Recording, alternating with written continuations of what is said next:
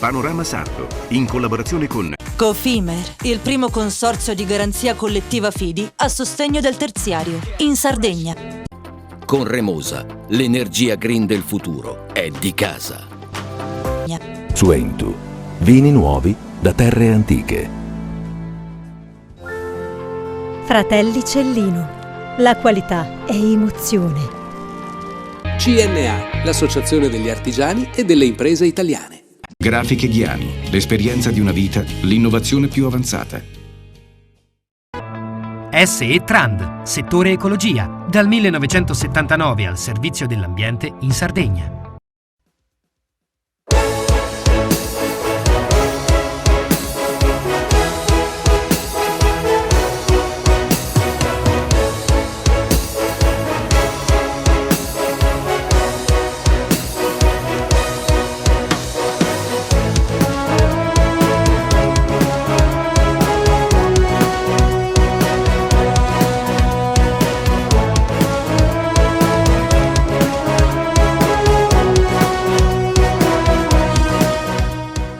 Nuova puntata di Panorama Sardo, parliamo di economia, lo facciamo negli uffici della CNA, la Confederazione Nazionale Artigiani, con il segretario regionale Francesco Porcu. Come tutti gli anni in avvio d'anno parliamo di quello che è stato l'anno passato, cerchiamo di tracciare un bilancio del 2024 e soprattutto di vedere quali sono le previsioni per un 2025 che nasce con una grande novità a livello internazionale, come l'avvento del presidente Trump, che dovrebbe cambiare molte cose anche sotto il profilo economico.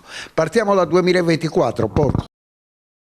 2024 in chiaroscuro, nel senso che si stima che l'economia regionale crescerà di circa dello 0,4-0,5%.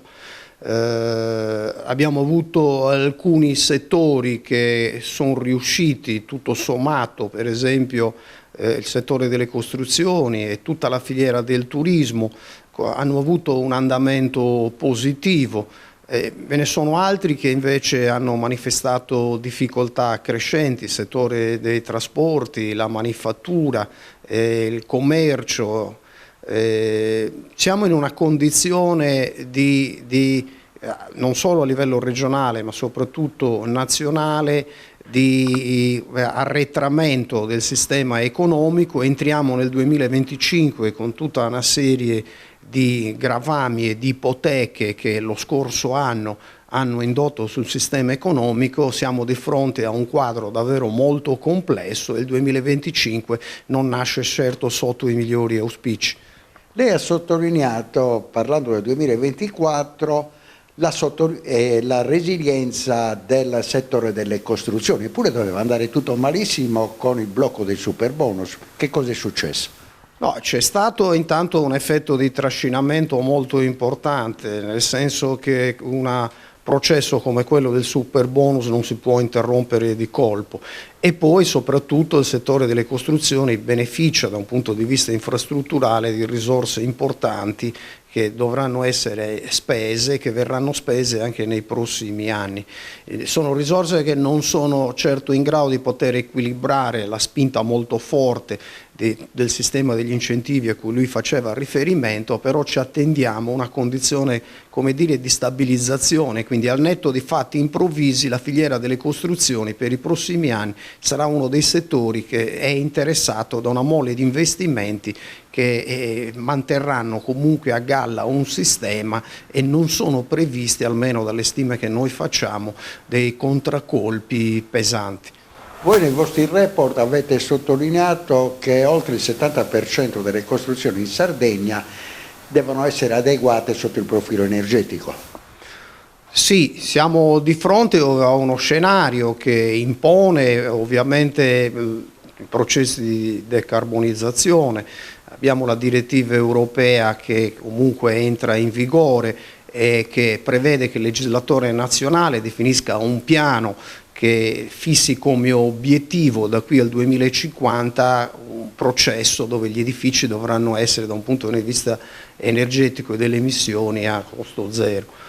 Questa condizione presuppone che si metta in moto un processo con tutta una serie di strumenti di supporto, perché siamo di fronte alla necessità di avviare un processo di qualificazione del settore che consenta appunto al sistema delle imprese di poter affrontare una sfida che peraltro è davvero molto impegnativa. Segretario Porcu, le faccio la stessa domanda che 2 settimane fa ho fatto a Pierluigi Ledda, segretario generale della CISL.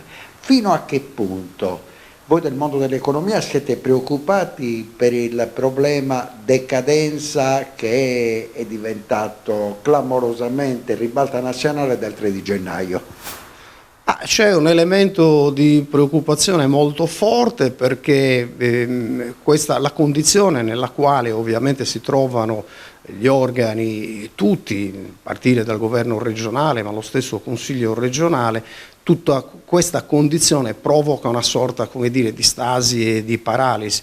Sono attesi provvedimenti importanti ed è inevitabile che quanto sta accadendo ha prodotto un rallentamento. Manca ancora, non è stata approvata la manovra di bilancio quindi per l'anno in corso, sono attesi provvedimenti di programmazione economica che sono decisivi, il piano regionale di sviluppo, ma insieme a questo atti che sono veramente importanti, parliamo del piano energetico, del piano dei trasporti e a seguire tutta una serie ovviamente di provvedimenti che sono necessari per poter poi utilizzare e spendere anche in maniera proficua le tante risorse, quelle del PNRR ma anche dei fondi strutturali. Quindi noi ci auguriamo che questa situazione possa diradarsi e risolversi nei tempi più veloci, perché bisogna rimettere in moto la macchina legislativa e dar corso ai procedimenti e utilizzare e allocare bene le risorse che abbiamo. Serve ovviamente dar corso da un punto di vista degli obiettivi a una serie di strumenti che ovviamente riguardano il contesto. La sfida più grande è quella di migliorare appunto l'ambiente nel quale poter fare impresa, e quindi la cornice su cui bisogna costruire questi provvedimenti riguardano quegli elementi storici di penalizzazione che ha il sistema economico sardo, e quindi bisogna occuparsi con urgenza delle grandi questioni infrastrutturali, della logistica, dei trasporti, dell'energia, e quindi costruire un quadro in cui ovviamente gli elementi ostili all'intrapresa economica debbono essere ovviamente ridotti, perché questo serve a ridare competitività e forza al sistema produttivo. Dentro questo quadro ovviamente, per quanto riguarda la minore impresa, ci sono dei provvedimenti che noi abbiamo segnalato da tempo, che riproporremo all'attenzione del governo regionale e che riguardano per esempio un rifinanziamento della legge 949, che è un provvedimento che mette in moto in maniera significativa gli investimenti e quindi sostiene gli investimenti del tessuto produttivo delle aziende artigiane. È importante, e lo riproporremo, un provvedimento che istituisca un fondo rotativo per il piccolo credito e quindi ridare liquidità. Noi in Sardegna scontiamo ancora, nonostante l'inflazione sia a livelli minimi, tassi di finanziamento che sono nell'ordine del 6-7%, e questo ovviamente, oltre a deprimere i consumi, deprime anche gli investimenti. E poi ci sono tutta una serie di misure che devono essere rifinanziate, molto importanti, il passaggio generazionale, il provvedimento che riguarda la competitività delle aziende, la qualificazione e in ultimo settori che devono uscire dal cono d'ombra nel quale sono stati relegati nel corso di questi ultimi anni. Per esempio abbiamo accolto positivamente i propositi dell'assessore all'artigianato di prestare di nuovo attenzione a un settore importante, non solo da un punto di vista ma anche per quel che rappresenta in Sardegna, per tutta la filiera dell'artigianato artistico che rischia di morire, che deve essere risollevata, per esempio con la ricostituzione di un ente come quello dell'Isola, che negli anni ha ben operato. Siamo alle conclusioni, parliamo dell'aumento dei costi, ma un aumento veramente importante che riguarda il trasporto marittimo dei grandi mezzi che non si sono adeguati per la riduzione dell'emissione della CO2. Pezzi che sono insopportabili per quel che riguarda l'economia regionale. Sì, stiamo pagando un prezzo che non è sostenibile per l'intero sistema economico regionale. Parliamo di una sorta di ecotassa che dovrebbe gravare sulle compagnie di navigazione, ma queste a loro volta la scaricano sui trasportatori e poi ovviamente sui consumatori finali. Noi stimiamo che il costo per mezzo veicolare per passaggio a nave sia nell'ordine di 120 euro, il che significa 2.000 euro al mese, 24.000 euro all'anno. Da stime nostre molto prudenti, e dovendo ipotizzare che un sesto del parco veicolare è impegnato nelle movimentazioni delle merci da e per il continente, questo vorrebbe dire, produrrebbe un costo aggiuntivo per l'economia della Sardegna nell'ordine di 500 milioni. Tutto questo crea ovviamente delle condizioni di mancata competizione del nostro sistema rispetto al resto dei mercati. La soluzione a nostro avviso sta nel riprendere la legge istitutiva del 1999, quella che ha istituito la continuità territoriale anche aerea. In quella legge c'è un comma che espressamente prevede, per quanto riguarda le merci, che la Commissione Regione e Stato possano, così è la stessa Commissione che ha istituito gli oneri di servizio pubblico per la continuità aerea, possano anche istituire dei bandi per risolvere questo problema e quindi ovviamente creare questa condizione, diciamo, di compensazione. Questa è a nostro avviso la strada maestra per risolvere questo problema e quindi mettere a bando e mettere delle risorse economiche per fare in modo ovviamente che i costi che vengono sostenuti per traghettare ed esportare le nostre merci nel continente possano ovviamente trovare un ristoro. Grazie davvero Francesco Porcu, su questo tema rimarremo, adesso andiamo con la linea alla regia, dopodiché avremo Umberto Palumbo insieme a Arnoldo Boeddu, che è il segretario generale trasporti della CGIL. A tra poco.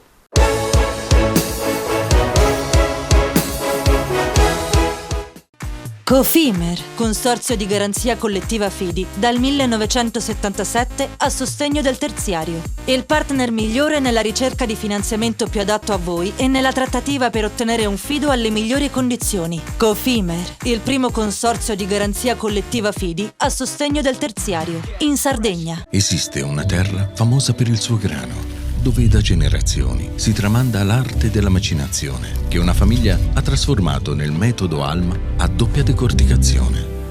Alma, dal latino anima, perché macina solo l'anima del chicco, quella più pura, che dà alla pasta un colore brillante e un gusto intenso. Così nasce la nuova pasta Cellino. Fratelli Cellino, Mastri Mugnai, dal 1955.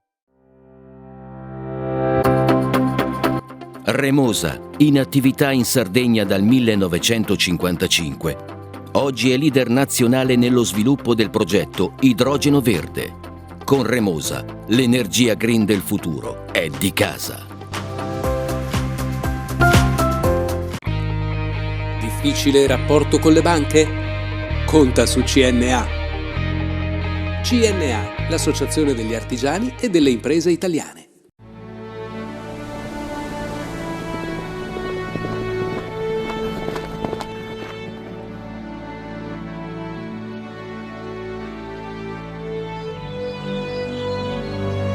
Nel cuore della Sardegna esiste un luogo dove natura e bellezza si incontrano. È qui che nascono i vini della cantina Suentu. Suentu, vini nuovi da terre antiche. Fai impresa, la fai bene, meriti credito. Le garanzie diventano importanti. Il fondo di garanzia agevola il tuo accesso al credito. Se una banca ti presta denaro, hai garanzia a prima richiesta. Se ottieni 100, la garanzia copre fino a 80. La maggior parte delle garanzie è gratis. Il dettaglio sul sito spheres.it. Siamo la più grande industria tipografica della Sardegna. Dall'81 stampiamo tutte le tirature, su tutti i supporti e con le tecnologie più avanzate del settore, garantendoti elevatissima qualità e la più totale dedizione e cura. Grafiche Ghiani, l'esperienza di una vita, l'innovazione più avanzata. Setrand, settore ecologia. Mettiamo a disposizione la nostra struttura organizzativa fornendo un valido supporto per la gestione dei rifiuti speciali pericolosi e non pericolosi.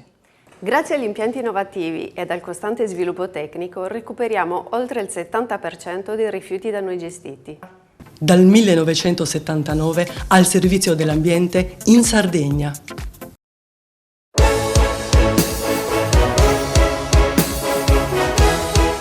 Aumentano i costi di trasporto via mare e a pagarli saranno lavoratori e consumatori. Secondo le stime per il 2025 è previsto un aggravio di circa 100 milioni di euro.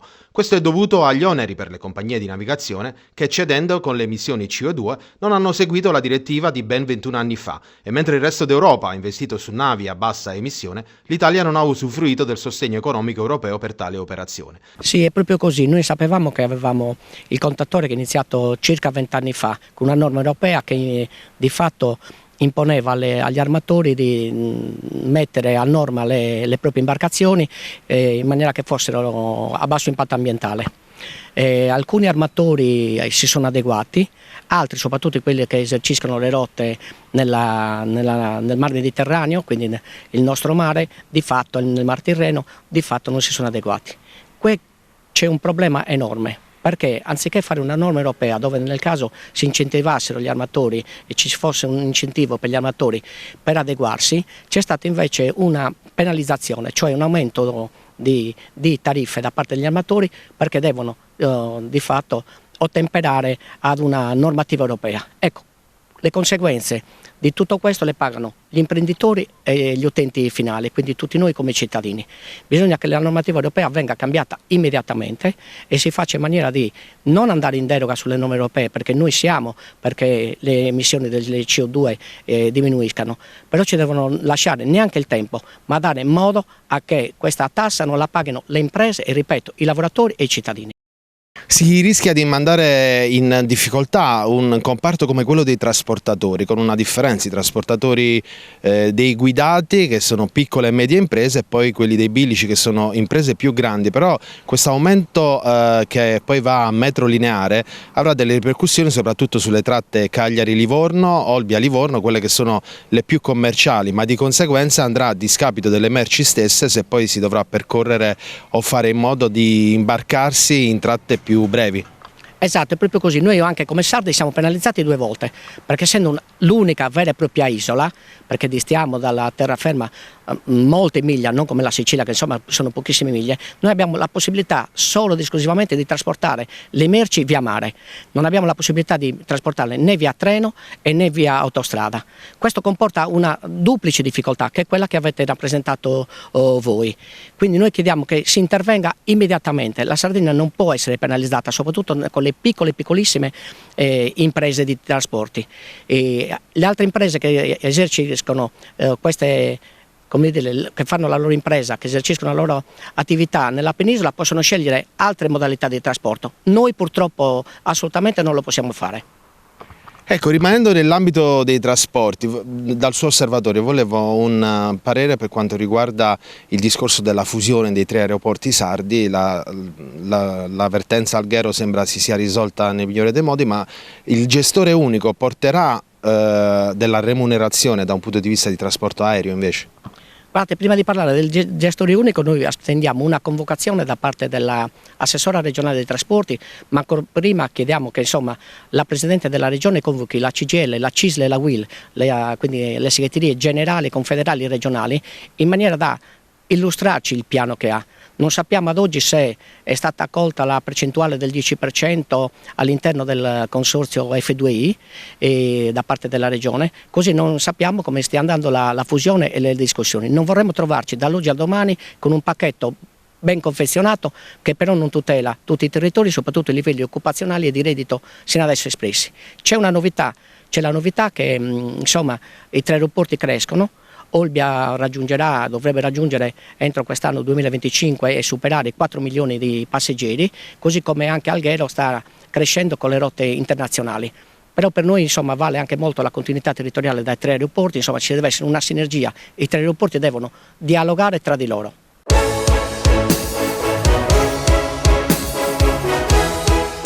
Valerio, buonasera. Al Cesar Hotel di Cagliari, il volto della sanità e se il medico diventasse un robot, con un punto interrogativo che chiaramente ne suscita tanti, ovvero i rischi, le incognite, anche se gli specialisti in questo incontro curato dall'Inner Wheel di Cagliari hanno stabilito che l'intelligenza artificiale è qui tra noi e quindi si dovrà fare i conti anche nella salute, anche nelle assistenze e nelle cure mediche di quello che sarà l'apporto dato dalle nuove tecnologie e in particolare da quello che l'intelligenza artificiale potrà dare a tutti i cittadini. Secondo me uno dei temi principali attualmente è legato alla capacità di rendere questi sistemi utili realmente nel mondo reale, diciamo.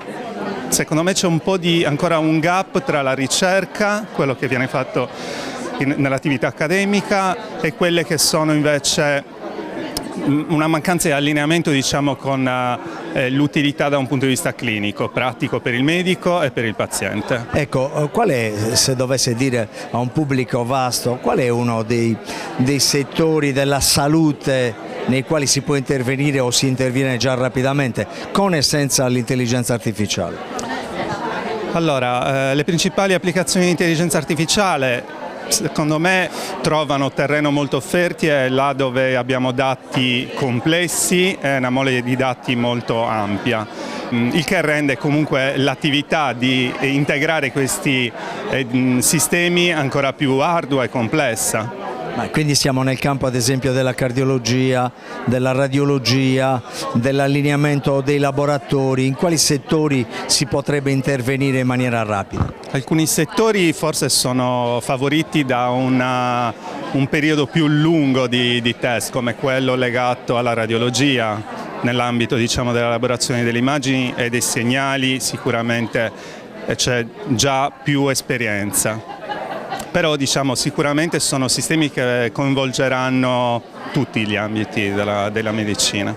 Dottoressa, che significato ha parlare di intelligenza artificiale e medicina? Allora, è un argomento che secondo noi è importantissimo a livello mondiale, perché l'intelligenza artificiale è un qualcosa che ormai ci avvolge e verremo inglobati dall'intelligenza artificiale. Importantissima che sia a livello di medicina, perché ci aiuterà a fare delle diagnosi in maniera più veloce e anche applicare delle cure in maniera più celere, quindi salvare certamente delle vite umane. Io sono convinto che chi decide tutto deve essere assolutamente il medico. Questi strumenti di intelligenza artificiale possono aiutare moltissimo il medico. Può essere come avere a fianco un esperto di alto livello al quale chiedere un'opinione, con cui confrontarsi. Invece di fare cose strane, prendere aerei, dover andare a destra e a sinistra, si può avere al proprio fianco un algoritmo e sottoporre un interrogativo a questo algoritmo e dirgli: tu cosa ne pensi? Da questa opinione, da questo confronto, sicuramente il medico può avere un grande vantaggio, fare le cose meglio e più velocemente. Lei è professore emerito di anatomia patologica ed è stato anche preside di medicina. Al cittadino comune, se dovesse dire l'intelligenza artificiale arriverà in questo settore della salute umana, la cardiologia, la radiologia, ecco, dove arriverà prima? In quali settori impatterà in meglio l'intelligenza artificiale? Allora, innanzitutto ci sono dei settori nei quali ha già impattato. I radiologi lavorano solo con sistemi di intelligenza artificiale da 20 anni. Il laboratorio analisi lavora con sistemi di intelligenza artificiali. Adesso piano piano sta entrando. In quali? Lei mi ha fatto una domanda. In quali gruppi? In tutti. l'intelligenza artificiale entrerà in tutti i campi. Infatti una delle proposte della nostra, il nostro gruppo, che si chiama ASIA, Associazione Sarda per l'intelligenza artificiale, è quello di promuovere proprio lo sviluppo di sistemi di intelligenza artificiale per tutti i campi della medicina, inclusi, ci tengo molto, i medici di famiglia. Nei medici di medicina generale avranno un aiuto enorme da questi sistemi. Ecco professore, per chiudere, in questo momento tutti si chiedono quali siano i benefici. Di quali aspetti si deve essere invece preoccupati o dubbiosi? In che modo l'intelligenza artificiale potrebbe rendere più complesse o meno sicure certe metodiche? Questi sistemi di intelligenza artificiali, noi abbiamo a che fare con qualcosa che non conosciamo bene, è come se fosse arrivato un marziano tra di noi.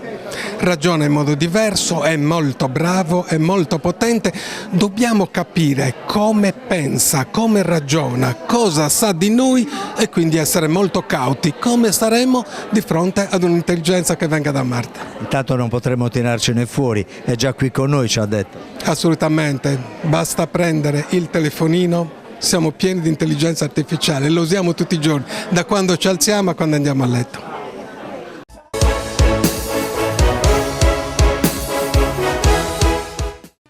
Cofimer, consorzio di garanzia collettiva Fidi, dal 1977 a sostegno del terziario. Il partner migliore nella ricerca di finanziamento più adatto a voi e nella trattativa per ottenere un fido alle migliori condizioni. Cofimer, il primo consorzio di garanzia collettiva Fidi a sostegno del terziario, in Sardegna.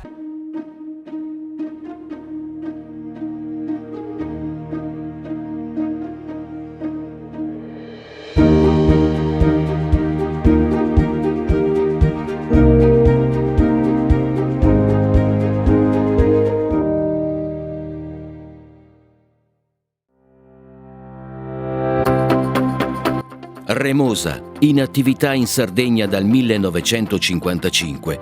Oggi è leader nazionale nello sviluppo del progetto Idrogeno Verde. Con Remosa, l'energia green del futuro è di casa. Fai impresa, la fai bene, meriti credito. Non c'è solo il credito bancario. Con i mini bond e le cambiali finanziarie coperti dal fondo di garanzia, i tuoi progetti trovano nuovi investitori che credono in te. Contatta Spheres.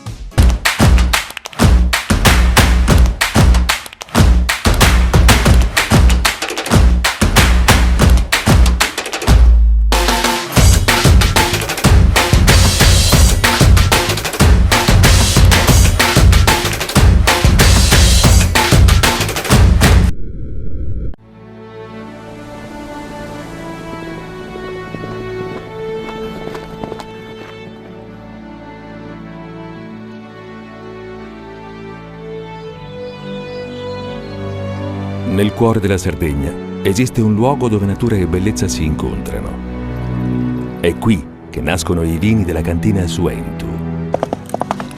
Suentu, vini nuovi da terre antiche. Meno scartoffie e più efficienza? Conta su CNA. CNA, l'associazione degli artigiani e delle imprese italiane. Setrand, settore ecologia. Siamo in grado di attivare il servizio di pronto intervento ecologico in caso di emergenza e con potenziale contaminazione delle matrici ambientali. Forti delle nostre competenze e dei nostri mezzi, realizziamo bonifiche di siti inquinati anche da amianto. Dal 1979 al servizio dell'ambiente in Sardegna.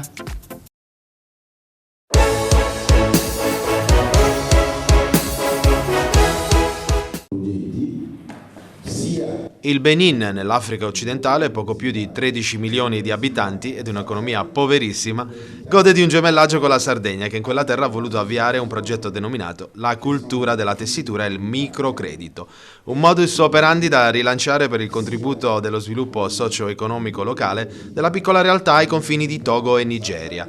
Il progetto, sostenuto da una legge regionale del 2023, coinvolge 270 donne e giovani ragazzi tessitori in Benin. Sala conferenze dell'Istituto Pertini di Cagliari si è fatto il punto sul progetto che ha per obiettivo il miglioramento della situazione socio-economica dei tessitori del Benin, riscoprendo l'identità culturale attraverso le tecniche di tessitura tradizionale con il contributo culturale sardo. Io, vivendo qui in Sardegna da un po' di tempo, girando, ho scoperto questa attività e ho detto ma nel mio paese c'è questa attività. E stranamente, vedendo un po' i tappeti che fanno qui, mi ha ricordato il mio paese. È da lì che mi è venuta l'idea, soprattutto il fatto che quando vado nelle scuole, che sia le scuole medie, superiori, anche all'università, mi rendo conto che i ragazzi stanno perdendo le radici, non conoscono più la cultura, mentre una delle attività che permette di rilanciare, di riportare i ragazzi alle loro culture è l'artigianato e nel caso specifico la tessitura, che nel mio paese il re usava la tessitura per riprodurre la cultura, ritracciare un po' i diversi comportamenti della comunità. Je voudrais tout d'abord remercier Dovrei ringraziare tutta la popolazione della Sardegna che ha dato un gran contributo per portare avanti questo progetto a favore del suo paese e ringraziare anche tutti gli artigiani che ha incontrato durante il suo soggiorno qui in Sardegna e gli ha permesso di scoprire che da un territorio all'altro le tecnologie hanno diversi tipi di tecnologia che in un modo o l'altro lo sviluppano anche di là.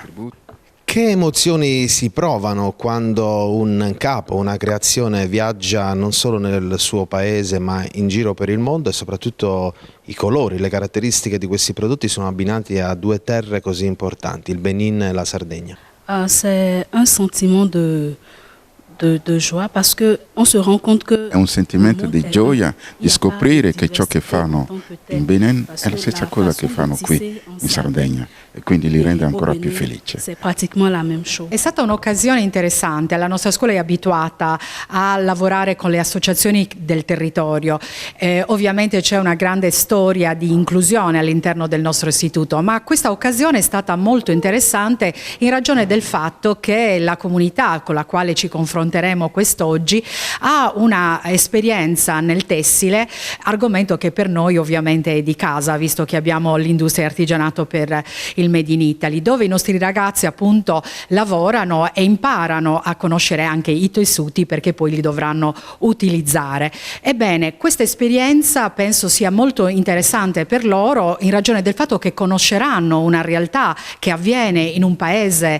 lontano, ma con alcune similitudini probabilmente, nel senso che molto si sta cercando di realizzare all'interno delle comunità, in particolare delle donne, e voglio sottolineare che la nostra scuola è molto al femminile e quindi c'è ancora un doppio legame in cui appunto le ragazze e i ragazzi si cimenteranno nel comprendere come può essere realizzata un'attività imprenditoriale anche in zone molto complesse, molto difficili. Questa è una sfida che ci poniamo e che vorremmo magari cercare di sensibilizzare le ragazze e i ragazzi affinché possano anche sviluppare un senso imprenditoriale anche qui sul territorio sardo. Questo progetto nasce da una connessione fondamentale, la creazione con dei tessuti, la tessitura, microcredito, ma soprattutto una zona del mondo che potrebbe diventare un ponte di connessione con la Sardegna. In qualità di tecnico di sartoria, perché non sono una tessitrice, ho partecipato a questo progetto per cercare una connessione.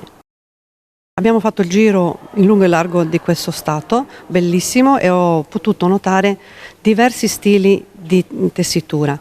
Ci sono tessitrici donne e anche tessitori uomini, a seconda della città dove si va.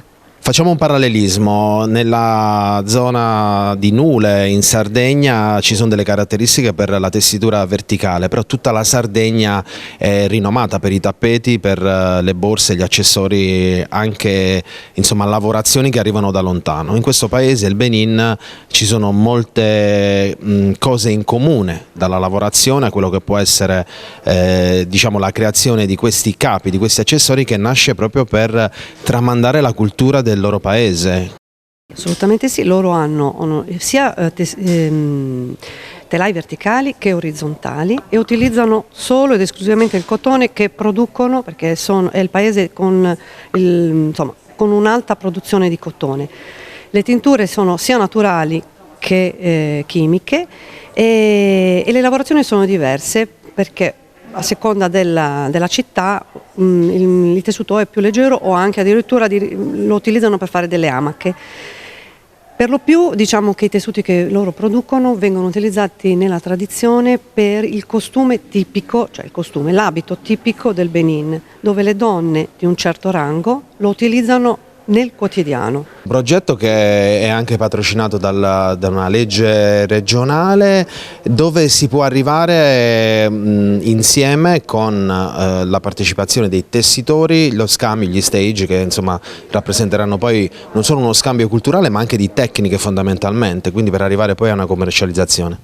Si spera, nel senso io quello che ho potuto fare è acquistare nei vari centri diversi tessuti per poi utilizzarli nei miei lavori, mischiarli, fare una miscellanza con i tessuti sardi per vedere, perché c'è comunque connessione, per vedere insomma il risultato e ci sto lavorando.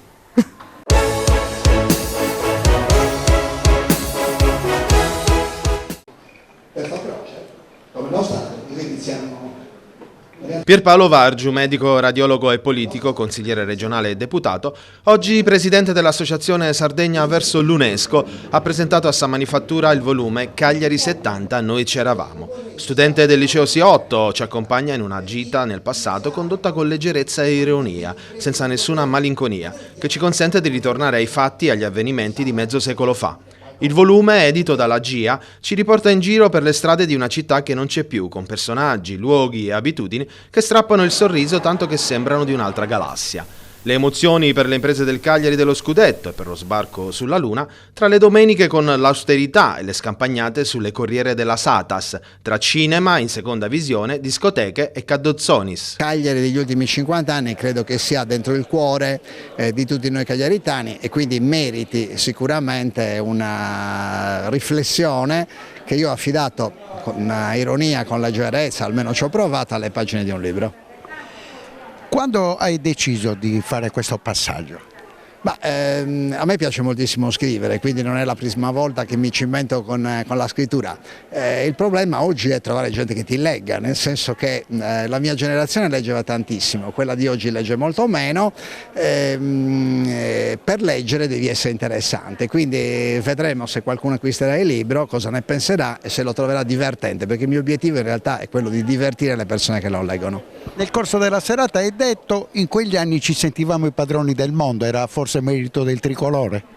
No, ci sentivamo i padroni del mondo perché eravamo una generazione che aveva la sensazione che avrebbe potuto contribuire a cambiare il mondo. Infatti tutti noi ci occupavamo di politica, tutti noi ci occupavamo di volontariato e tutti noi pensavamo che oltre che gli interessi individuali fossero molto importanti gli interessi della nostra comunità e ci spendevamo per gli interessi della comunità. Raccontami gli anni dell'austerità, quando si era costretti a lasciare la macchina e voi andavate in bicicletta sicuramente. Noi andavamo in bicicletta, andavamo a piedi, ma la cosa più straordinaria è che ci divertivamo a farlo, nel senso che non eravamo affatto preoccupati dal fatto che gli arabi ci avessero tolto il petrolio, forse chi aveva un'industria era preoccupato di questo. Noi eravamo divertiti e io mi chiedo sempre, lo faccio nelle pagine del libro, se sarebbero divertiti nello stesso modo oggi i nostri ragazzi se gli togliessimo internet per una domenica. Il tuo editore nel presentare il libro, parliamo di Giorgia Riu, ha scritto: ma i ragazzi pone una domanda, ma i ragazzi degli anni 70 erano migliori o peggiori di quelli di oggi? Ma io questa domanda non me la faccio mai, nel senso che penso che i ragazzi degli anni 70 erano degli anni 70 e quelli di oggi sono di oggi. Credo che i ragazzi degli anni 70 si potessero e si possono ancora oggi migliorare, che non hanno più 20 anni, e credo che possano fare tanto per essere migliori i ragazzi di oggi. Quindi io penso che ciascuno di noi debba avere in mente di sollevare l'asticella per se stesso e per la comunità di cui fa parte. Seguendo questo percorso che ti ha portato dal liceo C8 fino all'anno 2025, ripercorrendolo ti ritroviamo prima studente, poi laureato in medicina, radiologo, uomo della politica, consigliere regionale, deputato, presidente di Sardegna verso l'UNESCO. È stato il percorso migliore che sognavi? Ma è stato un percorso ben al di là dei miei sogni. Quando io ero ragazzo e ho iniziato a fare attività politica, se avessi avuto la speranza di diventare consigliere comunale di Cagliari, cioè della mia città, mi sarebbe sembrata una cosa grandiosa. Quindi io ho avuto dalla mia comunità molto di più di quanto potessi desiderare e molto di più di quello che io mi aspettassi. Questo mi convince che è necessario, sia da parte mia, ma io credo da parte di tutta la mia generazione, un atteggiamento generoso di restituzione e di partecipazione al lavoro e alle attività che possono ancora consentire di migliorare la nostra città e di migliorare la nostra comunità. Ti aspettavi il tutto esaurito a Sa Manifattura? Ci sono tutti gli amici di una vita? Lo speravo, sai perché? Perché noi, quelli della mia generazione, hanno avuto una straordinaria fortuna, e cioè hanno fatto un percorso lunghissimo insieme. Io ho avuto nella mia vita tante volte bisogno di solidarietà, tante volte bisogno di aiuto, tante volte bisogno della presenza degli amici, e aver potuto fare insieme, oggi c'è il mio capoclasse delle elementari e la mia professoressa del liceo, aver potuto fare insieme questo cammino è un regalo immenso che la mia generazione ha avuto e che si è goduta e che si sta godendo ancora oggi, ed è il motivo per cui dobbiamo pensare a restituire. Pierpaolo, adesso presentato questo libro, viaggia molto bene Sardegna verso l'UNESCO, il tuo prossimo sogno qual è? Ma il mio sogno è essere utile in realtà e sentirmi utile, perché la sensazione che il tempo sia ridotto rispetto a quando avevo 20 anni è ovviamente presente, e quindi l'idea di usarlo nel modo migliore, il tempo, per fare delle cose che lo riempiano in modo positivo è il mio tormento quotidiano, se la parola tormento può essere usata. Vorrei essere utile, vorrei continuare a sentirmi utile sino a quando il Signore mi dà forze, voglia e testa buona. Provocazione finale del cronista, che è anche un amico, condividiamo lo stesso cognome, e devo dire che ho una sicurezza che 50 anni fa tu eri uno studente del liceo C8, io stavo debuttando all'università, c'era il Pontefice Massimo, per le matricole erano tempi duri, ma ci si conosceva veramente tutti a Cagliari. Beh, ecco, noi abbiamo avuto questa fortuna, che è la fortuna di chi ha vissuto insieme alla propria generazione e che ha anche potuto conoscere il valore delle persone che stavano all'interno della generazione. Cioè noi sappiamo chi sono i medici bravi, gli avvocati bravi, ma anche i falegnami, gli elettricisti bravi nella nostra città e nella nostra comunità. È una grande fortuna, ed è una fortuna che ci ha consentito di vivere anche divertendoci, sorridendo, come proponiamo con il libro, questi anni che abbiamo passato e gli altri che il Signore ci dedicherà ancora da avere.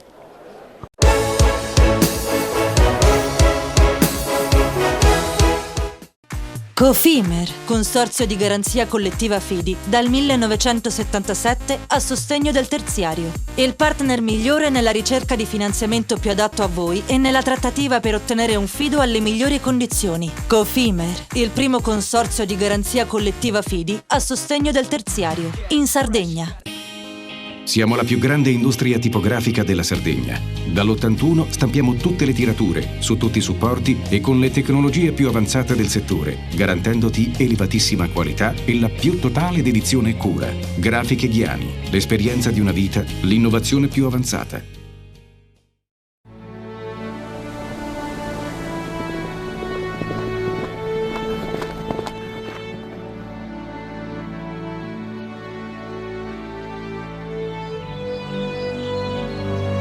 Nel cuore della Sardegna esiste un luogo dove natura e bellezza si incontrano. È qui che nascono i vini della cantina Suentu.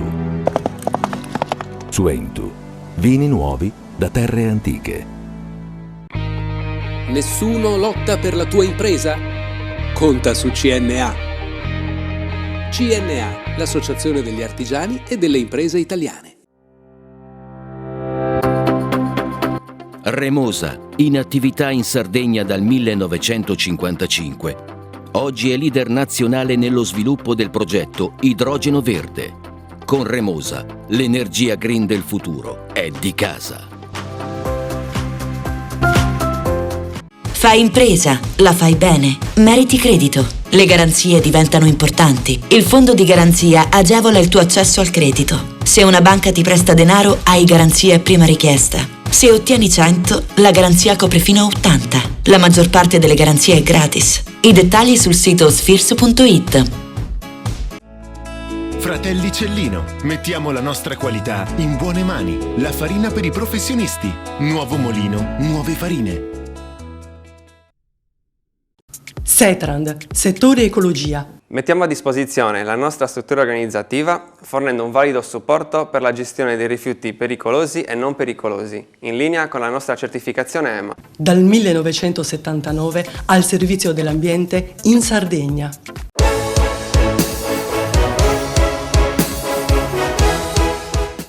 Focus di Panorama Sardo sull'INAIL, l'Istituto Nazionale per l'Assicurazione contro gli infortuni sul lavoro.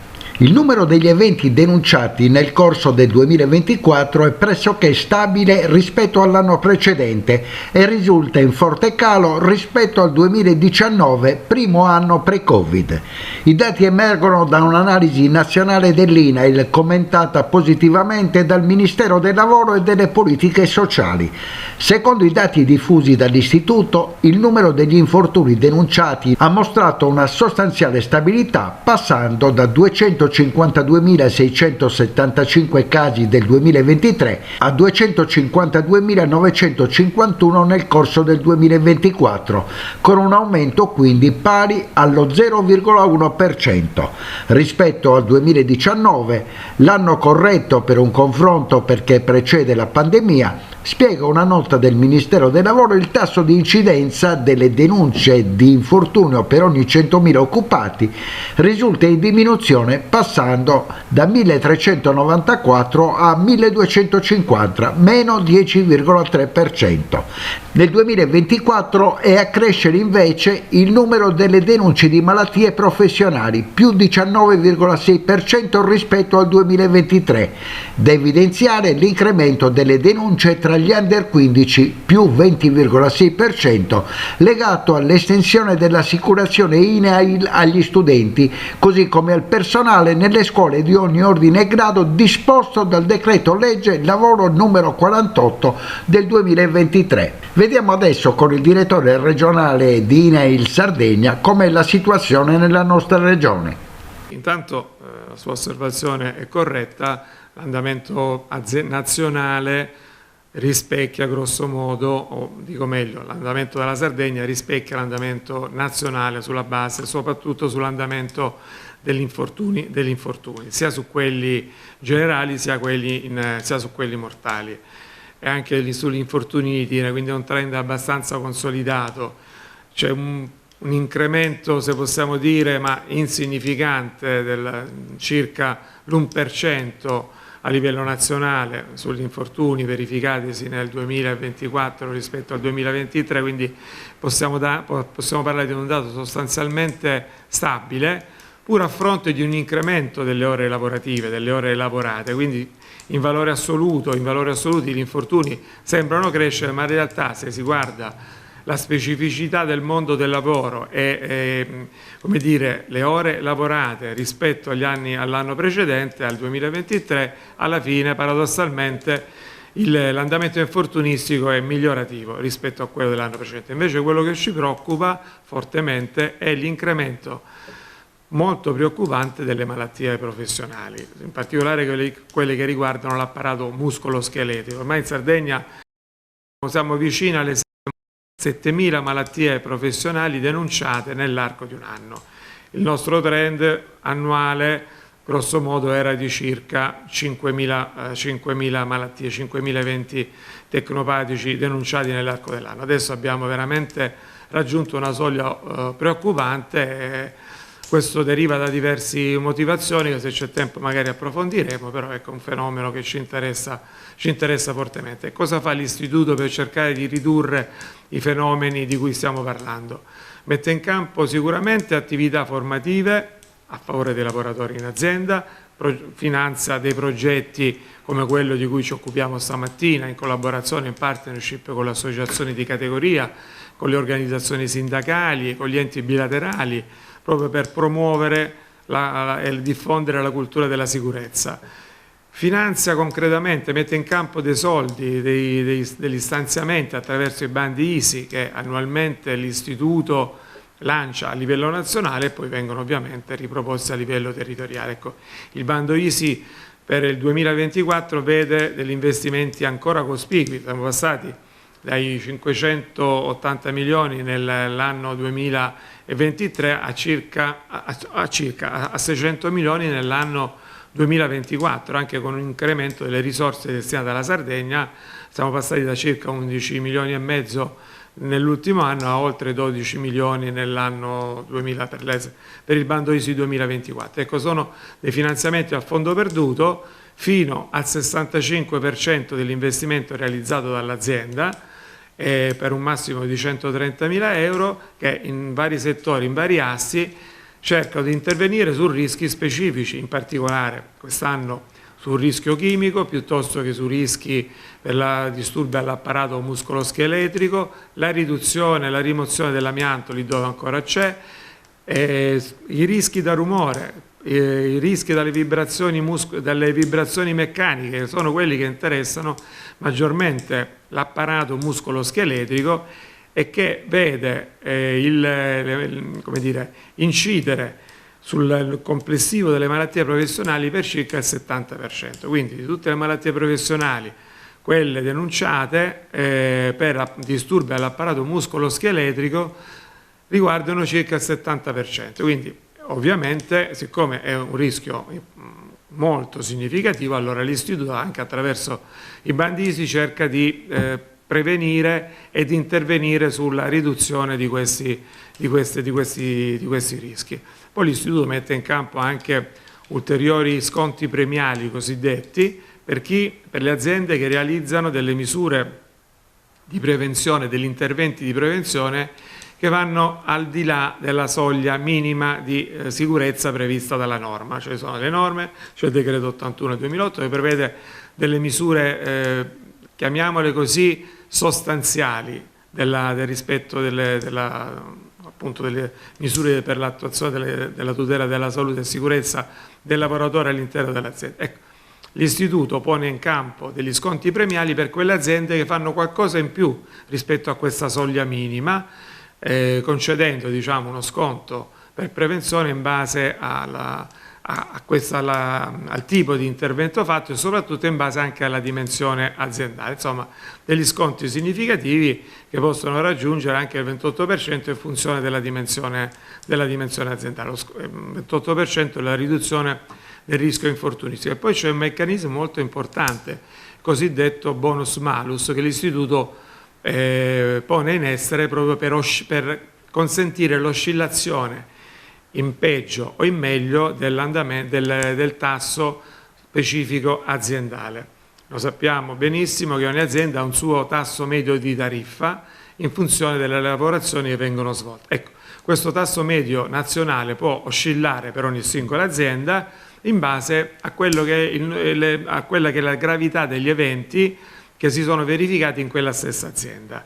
E quindi questo tasso diventa, da tasso medio nazionale, diventa tasso specifico aziendale e vede delle oscillazioni molto importanti, addirittura o fino al meno 30%, lì dove vengono realizzati appunto questi andamenti virtuosi che l'azienda deve necessariamente porre in essere. Quindi si premia sia l'intervento specifico ma anche il trend dell'andamento infortunistico rispetto a quello che è medio nazionale per quella specifica lavorazione.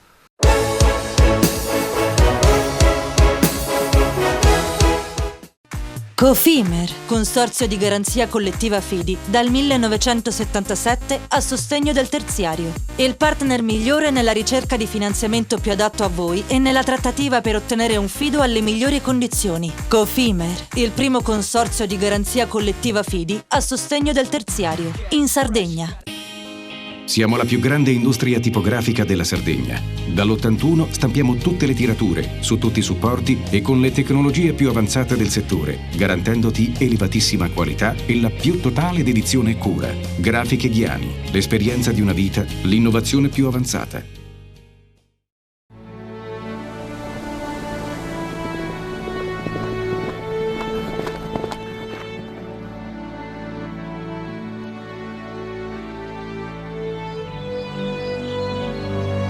Nel cuore della Sardegna esiste un luogo dove natura e bellezza si incontrano. È qui che nascono i vini della cantina Suentu.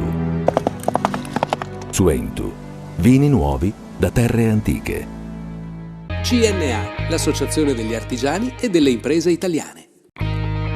Difficile rapporto con le banche? Conta su CNA.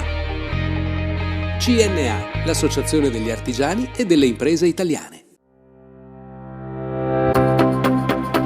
Remosa, in attività in Sardegna dal 1955. Oggi è leader nazionale nello sviluppo del progetto Idrogeno Verde. Con Remosa, l'energia green del futuro è di casa. Fai impresa, la fai bene, meriti credito. Le garanzie diventano importanti. Il fondo di garanzia agevola il tuo accesso al credito. Se una banca ti presta denaro, hai garanzia a prima richiesta. Se ottieni 100, la garanzia copre fino a 80. La maggior parte delle garanzie è gratis. I dettagli sul sito sfirso.it. Scopri le fette biscottate speciali Cellino. Latte e miele, ciocco-fette e fette di bosco. Tutte senza lattosio e in comode monoporzioni da 4 fette. Per una fetta sempre biscottata. Setrand, settore ecologia. Mettiamo a disposizione la nostra struttura organizzativa fornendo un valido supporto per la gestione dei rifiuti pericolosi e non pericolosi, in linea con la nostra certificazione EMA. Dal 1979 al servizio dell'ambiente in Sardegna.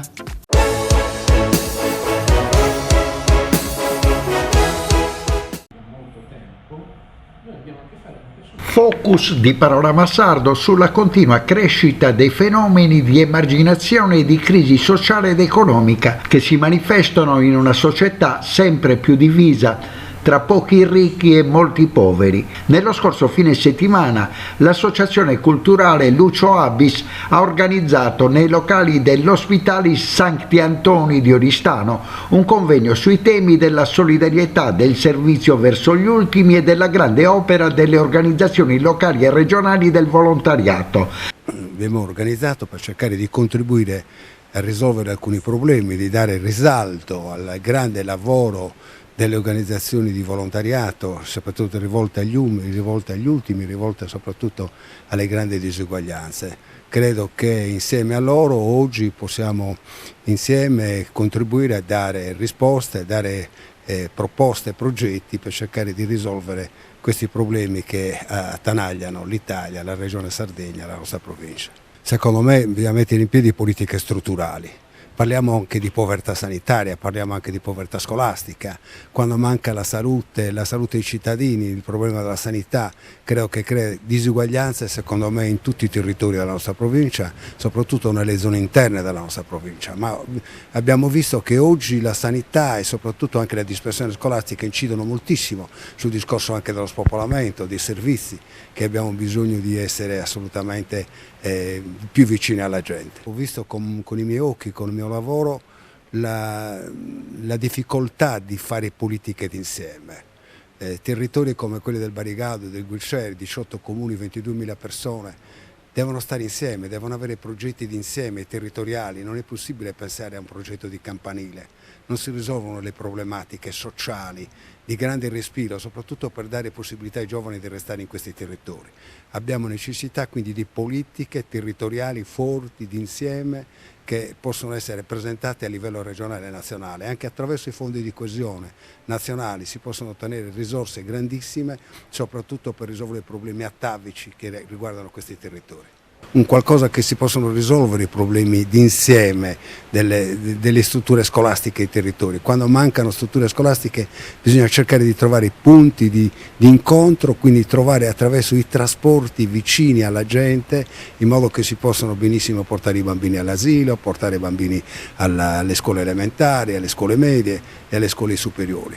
Io credo che bisogna fare moltissimo, credo che la provincia, la regione, in Sardegna attraverso l'elezione diretta del Presidente della provincia e quindi un coinvolgimento maggiore dei cittadini nei processi di sviluppo dei nostri territori. Il 41% dei sardi sono a rischio povertà, questi sono dati Istat e di Osman, ma oltre a questo c'è una situazione nazionale disastrosa, quasi 6 milioni di poveri assoluti. Credo che bisogna che la politica si impegni in un modo diverso per cercare di risolvere queste grandi disuguaglianze che non riguarda solo la povertà, riguarda l'emarginazione, riguarda le fragilità delle famiglie, riguarda gli immigrati, riguarda anche la situazione delle carceri italiane, cioè sono problematiche che bisogna avere una visione d'insieme per risolverle e quindi la politica credo che abbia il dovere urgente di porre rimedio. Un tema vastissimo di multidimensione. Si tratta certamente di analizzare lo spaccato di una società che oggi, come in altri tempi, attraversa momenti di criticità e di difficoltà. Siamo in una dimensione che vede la Sardegna in questo momento che presenta una crisi demografica, che presenta una crisi anche dell'offerta di lavoro più che della domanda di lavoro. Un mercato difficile, una Sardegna che ha bisogno di fattori di crescita importanti come la continuità territoriale e che sconta comunque sia, ancora oggi nel 2025, il peso di un isolamento determinato dal fatto di essere circondata dal mare. Fattori che possiamo e dobbiamo comunque contrastare, limitare, attraverso politiche nazionali, regionali e anche locali. Cabras ha una sua crescita significativa da un punto di vista, devo dire, anche economico e sociale, che deriva da una certa capacità di crescita turistica e di valorizzazione dei propri beni culturali e naturali. D'altra parte soffre dei mali di oggi. Li indichiamo con il cosmo della povertà, ma si tratta poi di povertà educativa, ma anche incapacità di sostenere un mercato delle professioni che ha bisogno di maggiore specializzazione, di maggiore professionalizzazione e anche quello che vede per esempio la differenza del modo delle persone di pensare al lavoro. Un lavoro che è pensato in termini, forse, dico, anche per le nuove generazioni, di un sacrificio diverso da dedicare al lavoro rispetto magari alla qualità della vita e a momenti che non sono solo quelli lavorativi, ma sono quelli anche della libertà, dell'esercizio di hobby, di sport e anche del tempo libero, diciamo così. Differenze che comunque determinano una capacità produttiva diversa. Oggi per esempio si segnala il fatto che è difficile trovare qualcuno disposto a servire i tavoli nei ristoranti che sono affollati il sabato, la domenica. Quindi devo dire, il mondo cambia il mondo del lavoro, va interpretato e va supportato con politiche che siano rivolte alla professionalizzazione delle maestranze e un grosso occhio di attenzione va rivolto alla scuola e ai servizi socio-educativi della prima infanzia e dell'adolescenza. Sono, come dire, i serbatoi da cui si genera il nostro futuro, su cui occorre davvero lavorare con grande determinazione, attenzione e energia. Nel corso del 2024 abbiamo accompagnato circa 1400-1500 persone.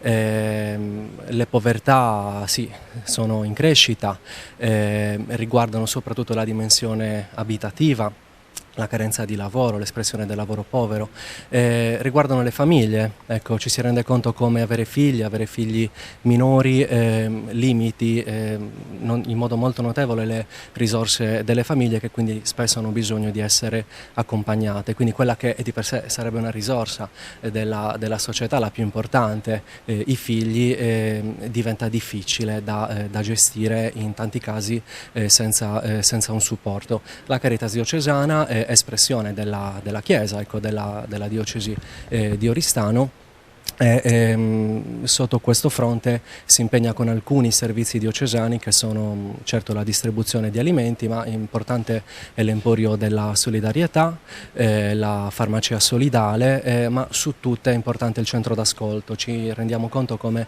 l'accompagnamento delle persone, l'ascolto dei loro bisogni, l'indirizzo, il fare rete sia la prima risposta necessaria da fornire alle persone che si rivolgono a noi in richiesta d'aiuto. Nel corso dei lavori è emerso che oggi si affacciano nuove forme di povertà, anche di coloro che lavorano ma che non ricavano energie finanziarie sufficienti per una vita dignitosa e in grado di fruire dei diritti riconosciuti ad ogni altro cittadino. Emergono povertà nuove nelle famiglie che non sempre possono assicurare ai figli percorsi di studio e di emancipazione sociale in grado di garantire un futuro dignitoso e non rigettarli nei luoghi di pericolose derive sociali. Nonostante ci sia per tante persone la disponibilità lavorativa, questa non è sufficiente per affrontare le esigenze della famiglia ed emerge certo. Non solo, sicuramente emerge tra le persone non comunitarie, ma anche per tantissimi locali italiani.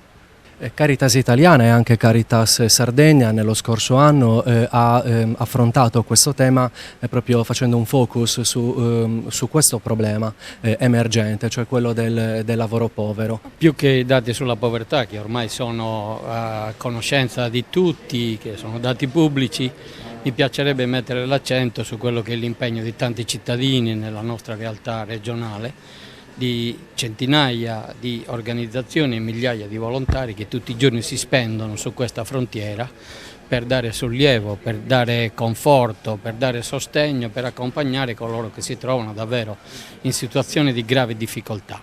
Stiamo parlando di oltre 1000 organizzazioni di volontariato che in questa regione operano soprattutto nel settore sociale e molte di queste sono impegnate proprio sulla frontiera delle fragilità e quindi sul contrasto alla povertà economica, alla povertà esistenziale, alla povertà educativa, a tutta quelle serie di situazioni, anche alla povertà relazionale, che purtroppo portano molte persone a trovarsi davvero in difficoltà. Nelle città e nelle zone urbane, soprattutto nelle periferie, questa realtà ha un peso molto forte.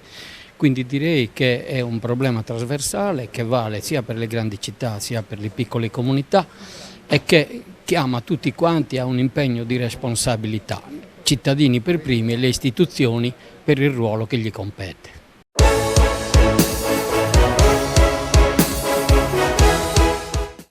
Cofimer, consorzio di garanzia collettiva Fidi, dal 1977 a sostegno del terziario. Il partner migliore nella ricerca di finanziamento più adatto a voi e nella trattativa per ottenere un fido alle migliori condizioni. Cofimer, il primo consorzio di garanzia collettiva Fidi a sostegno del terziario, in Sardegna.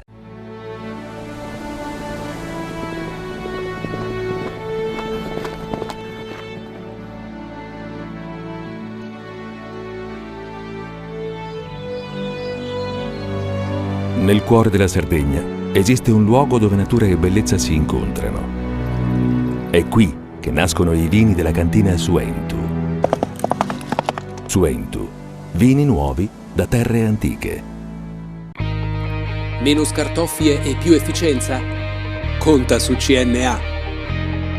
CNA, l'associazione degli artigiani e delle imprese italiane.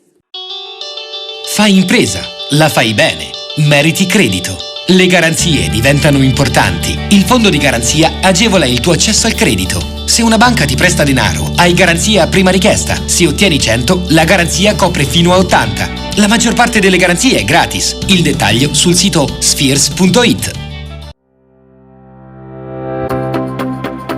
Remosa, in attività in Sardegna dal 1955.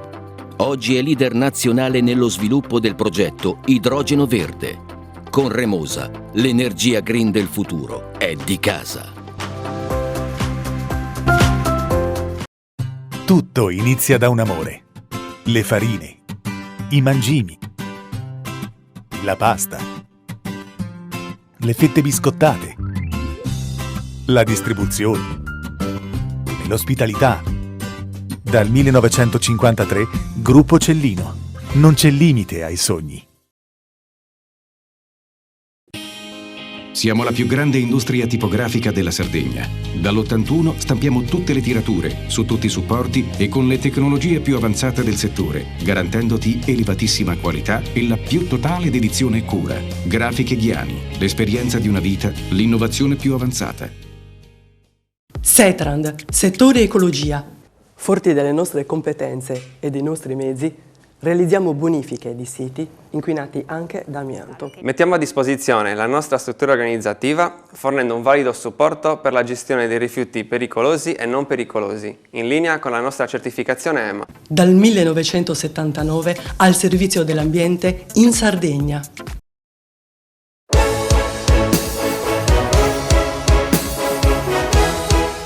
Abbiamo aperto la trasmissione negli uffici della CNA, parlando di economia, parlando del rischio decadenza del presidente Todd e del suo prossimo ricorso, e adesso ci occupiamo in chiusura del settore dell'automotive, perché nell'ultimo periodo sono successe tante cose.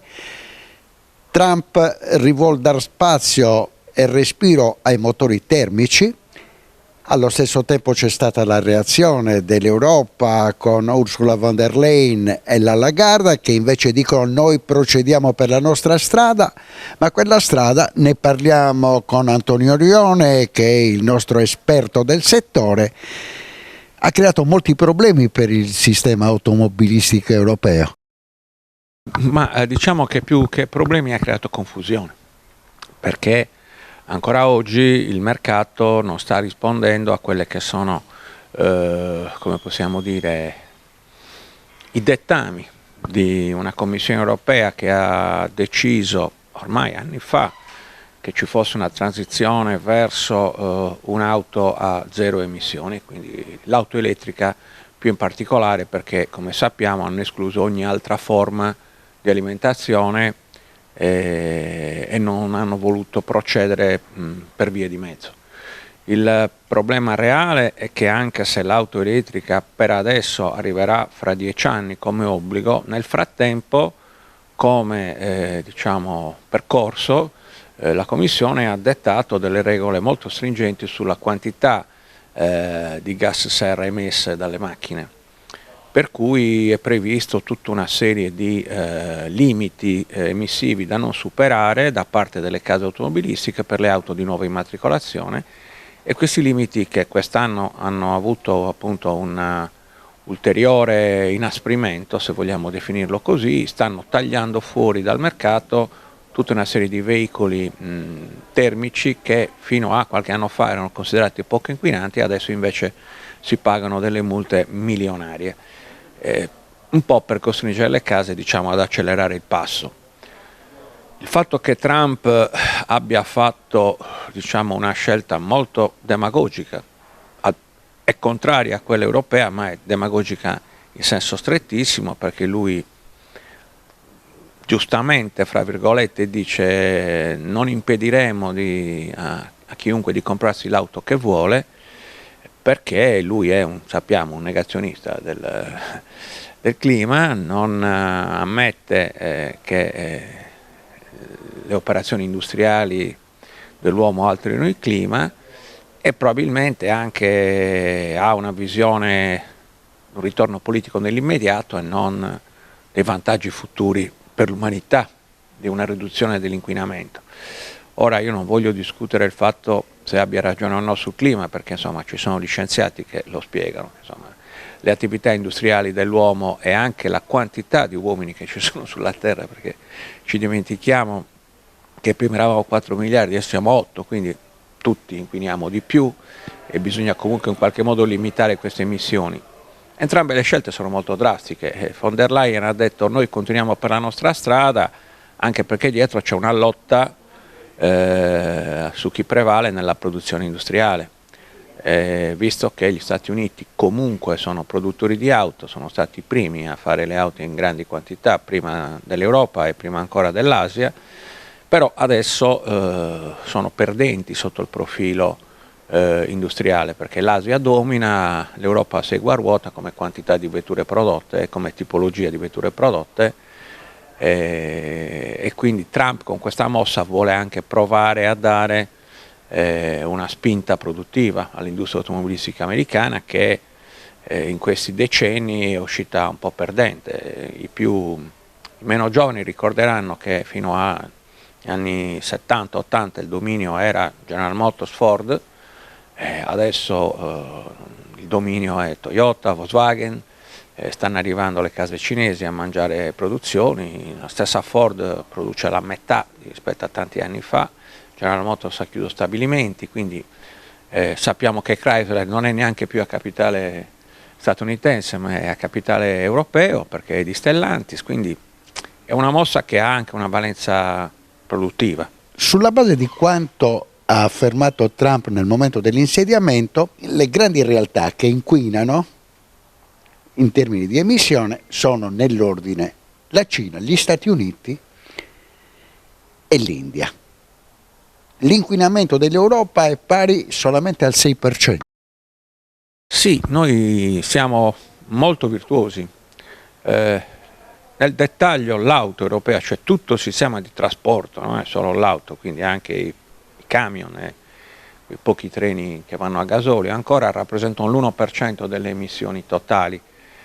A suo tempo l'Europa disse lo facciamo per dare l'esempio sul fatto che si debbano ridurre le emissioni e in effetti l'Europa in questi anni le ha ridotte, però le ha ridotte come? Sì, limitando le emissioni delle automobili, delle industrie, però sostanzialmente le emissioni in Europa sono basse perché le produzioni industriali non sono più in Europa, le produzioni industriali sono in Asia, non sono in Cina, anche negli altri paesi emergenti, sono in India, sono in Bangladesh, in Pakistan, nei paesi più strani dove ci sono industrie manifatturiere che prima stavano in Europa, adesso sono lì, quindi l'inquinamento viene prodotto da questi paesi che hanno comunque limiti molto meno stringenti per quanto riguarda appunto le emissioni nocive, non solo atmosferiche, anche di altro tipo, no? Sappiamo bene che insomma, le industrie chimiche e le industrie manifatturiere non sono solo emissioni gassose, ma sono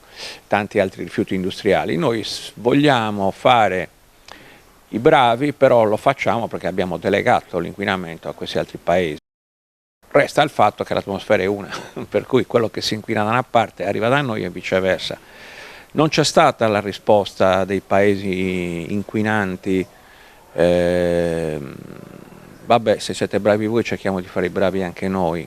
Con l'accordo di Parigi, da cui Trump è uscito immediatamente, c'erano stati presi degli accordi per limitare le emissioni di tutti i paesi, chi produce molto ha detto datemi il tempo, come la Cina, e infatti che per certe cose, ad esempio l'inquinamento automobilistico, la Cina ha agito prima di noi perché per loro era un problema proprio locale, l'inquinamento nelle grandi metropoli cinesi, l'auto elettrica si è sviluppata lì perché le loro metropoli erano molto inquinate, però la mossa di Trump, che qualcuno auspica che venga poi seguita anche dalla comunità europea, ma così von der Leyen ha detto noi non ci adeguiamo, non so quanto potrà durare, perché probabilmente se ne accorgeranno. Andiamo in esclusiva al settore dell'auto guardando il 2024. I paesi che hanno perso di più in termini percentuali di venduto sono nell'ordine la Germania, la Francia, la Spagna e l'Italia, molto meglio le altre. E in termini di crescita c'è il fenomeno Volvo e la conferma di Toyota che fin dall'inizio ha pensato ad alternative diverse rispetto all'elettrico, vedi l'idrogeno. Dunque la conferma del fatto che in alcune zone d'Europa si venda un elettrico come prevalenza ha fatto sì che alcune case come la Volvo, di nome svedese ma di proprietà cinese, che ha una produzione prevalentemente elettrica, abbia avuto un grosso incremento perché il nord Europa cresce su queste alimentazioni, cioè quei governi hanno sponsorizzato parecchio l'accelerazione in questo senso. Nei paesi del sud Europa o del centro Europa, quelli che tu hai citato sono i mercati principali dove c'è un po' di decremento di immatricolazioni, continuano a vendersi le auto tradizionali, soprattutto le ibride, infatti vediamo che la crescita di Toyota continua. Toyota vende per i 3/4 auto ibride nel mercato europeo, che sono, diciamo, oggi la soluzione più naturale per una casa che ha sempre investito in queste motorizzazioni poco inquinanti, e difatti abbiamo un riscontro. In Italia siamo il primo importatore, quindi siamo il secondo marchio. Noi nella nostra zona siamo addirittura il primo, perché la gente ha compreso che l'ibrido inquina meno, soprattutto perché consuma di meno, quindi c'è un problema anche di vantaggio economico. Anche l'auto elettrica in teoria è più economica in termini di consumi, nel senso di costo chilometrico, no? Quanto spendo per fare 100 km? In teoria, perché si spende poco se ricarichi a casa, se poi invece ricarichi nelle colonnine pubbliche, dove il costo dell'energia è triplo o quadruplo, ovviamente il costo chilometrico va a farsi benedire. Per cui il mercato chiede auto che consumino poco e che costino poco come acquisto e come, diciamo, utilizzo. L'ibrido è quella che soddisfa questa condizione. Un tempo lo era il diesel, per una serie di motivi che adesso purtroppo sono diventati dei limiti. L'elettrico, forse quando ci sarà una maggior diffusione e una maggior concorrenza fra le compagnie che forniscono, diciamo, l'energia dalle colonnine pubbliche, avrà più successo, ma io credo che, al di là del fatto che ci possano essere cambi politici e quindi anche di indirizzo, noi avremo ancora molta strada da fare per la diffusione. Chiusura, stanno per partire i titoli di coda. L'accordo nel 2024 tra Toyota e BMW per puntare molto delle scelte future sull'idrogeno e sulle capsule a idrogeno. Quella è una strada che Toyota sta perseguendo da diversi anni, sia per quanto riguarda le vetture che vengono alimentate a idrogeno, ma per attivare una pila combustibile, quindi motore elettrico alimentato da energia prodotta dentro la macchina, dalla macchina, che è l'accordo fatto con BMW. Noi abbiamo un prodotto circolante, volendo io lo posso anche vendere, poi qui non ci sono distributori di idrogeno, quindi Toyota ha pensato alle capsule, che sono delle microbombole che ricaricano il serbatoio della macchina. Però Toyota sta investendo anche su motori termici alimentati a idrogeno, che era un po' un qualcosa che anche BMW e Mercedes avevano sperimentato una decina di anni fa a livello europeo. Questo consentirebbe, diciamo, di alimentare a idrogeno vetture tradizionali, quelle che siamo abituati a vedere, col motore meccanico che conosciamo tutti. Quindi quella potrebbe essere una strada del futuro. È chiaro che oggi si fanno i test, si provano le macchine in pista, non sono vetture acquistabili, però diverse case ci stanno credendo. In Giappone c'è una specie di consorzio fatto da tutte le maggiori case automobilistiche, proprio perché si vuole arrivare a emissioni zero, poca CO2, pochi ossidi nell'aria, però si cercano anche strade diverse da una batteria e un motore elettrico e basta.